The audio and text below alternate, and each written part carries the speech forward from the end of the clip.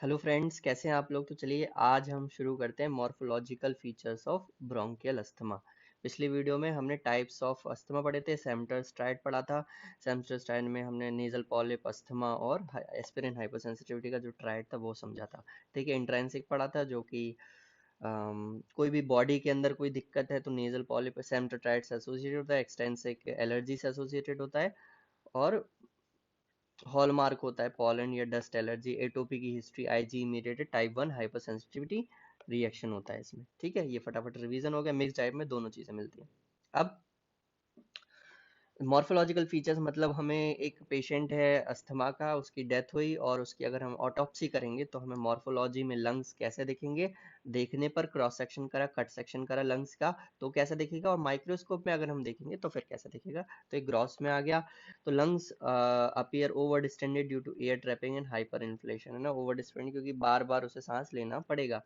Cut sections reveal bronchi and bronchial obstructed by viscid mucus plugs. Mucus plugs हमें मिलेंगे, तो ये एक इमेजिन आप कर सकते हो।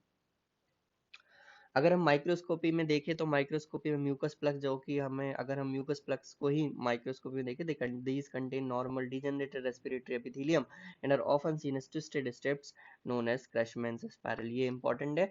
क्रशमैन स्पायरल्स आपको देखेंगे, क्रशमैन स्पायरल्स ये देखो ऐसे करके, ऐसे ऐसे ऐसे स्पायरल जैसे आपको दिख जाएंगे ये। ठीक है, तो ये स्प्यूटम म्यूकस प्लग्स के अंदर जो आप देखोगे तो ये आपको मिलेगा। उसके बाद inflammatory infiltrate bronchial wall exhibit thickening of the basement membrane, है ना, हमने बोला था रिक्रूटमेंट होगा तो ऑब्वियस सी बात है एडिमा होगा, स्वेलिंग होगी, सब म्यूकोजल एडिमा है। Infiltration of inflammatory cells predominantly lymphocytes, plasma cells and eosinophils. Lymphocytes आएंगे, प्लाज्मा सेल्स आएंगे, ईसिनोफिल्स आएंगे। Hypertrophy of the submucosal glands and bronchial smooth muscle. हाइपरट्रॉफी हो जाएगी ओवर टाइम, जब उन्हें इस तरह का जो रिएक्शन है वो सहना पड़ेगा तो हाइपरट्रॉफी हो जाएगी।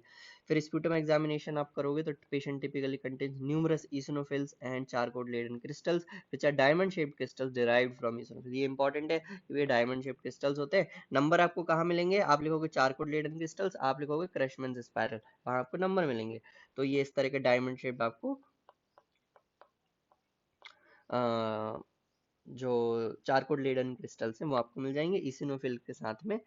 बहुत सारे इओसिनोफिल्स आपको मिलेंगे। ठीक है, चल क्लिनिकल फीचर्स की बात करें तो asthmatic patient experience episodes of acute exacerbation interspersed by symptom free period. एक ऐसा पीरियड आता है जब कोई सिम्टम नहीं होता, फिर बहुत ज्यादा बढ़ जाती है दिक्कत। तो clinical presentation include paroxysm of dyspnoea, paroxysm मतलब अटैक, एक्यूट अटैक आ गया ऑफ डिस्निया, सांस नहीं ले पा रहे हैं, कफ, खांसी, वीजिंग एंड चेस्ट टाइटनेस, बहुत ज्यादा छाती में तनाव हो गया। ठीक है, the duration of attacks varies with most lasting from few minutes two hours. Continuous attacks can progress to status asthmaticus, a severe and potentially life-threatening condition। status asthmaticus में एक life threatening condition इमरजेंसी हो जाती है कि आपको patient को फिर oxygen देना पड़ता है और फिर आप उसको नेबुलाइज करते हो साल्मीडामॉल से, हाइड्रोकॉर्ड देना पड़ता है। तो ये एक स्टेटस अस्थमैटिकस की तरफ चले जाते हैं क्योंकि उसमें इतना ज्यादा एडिमा और स्वेलिंग होता है, एक्यूट फॉर्म में प्रेजेंट होता है कि पेशेंट जो है सांस नहीं ले पाता है। ठीक है, diagnosis is supported by eosinophil in circulation and the presence of Crashman spirals and charcoal laden crystals in sputum। ये चीज होती है। chronic asthma may lead to complications such as core pulmonale मतलब right sided heart failure due to persistent hypoxia and hypercapnia। hypoxia का मतलब PO2 का concentration blood में कम है, hypercapnia का मतलब PCO2 का कंसंट्रेशन ब्लड में ज्यादा है, core pulmonale का मतलब right sided heart failure है।